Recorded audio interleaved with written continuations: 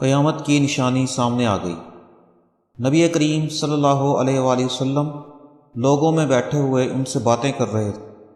اتنے میں ایک دیہاتی آپ صلی اللہ علیہ وآلہ وسلم کے پاس آیا اور پوچھنے لگا قیامت کب آئے گی؟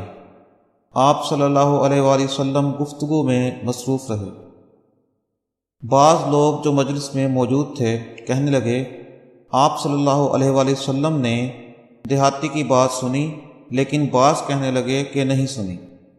جب آپ صلی اللہ علیہ وآلہ وسلم اپنی باتیں پوری کر چکے تو آپ صلی اللہ علیہ وآلہ وسلم نے یوں فرمایا کہ قیامت کے بارے میں پوچھنے والا کہاں گیا؟ اس دیہاتی نے کہا یا رسول اللہ، میں موجود ہوں۔ آپ صلی اللہ علیہ وآلہ وسلم نے فرمایا کہ جب ایمانداری دنیا سے اٹھ جائے تو قیامت قائم ہونے کا انتظار کر۔ اس نے کہا ایمانداری اٹھنے کا کیا مطلب ہے؟ آپ صلی اللہ علیہ وآلہ وسلم نے فرمایا کہ جب حکومت کے کاروبار نالائق لوگوں کو سونپ دیے جائیں تو قیامت کا انتظار کرو۔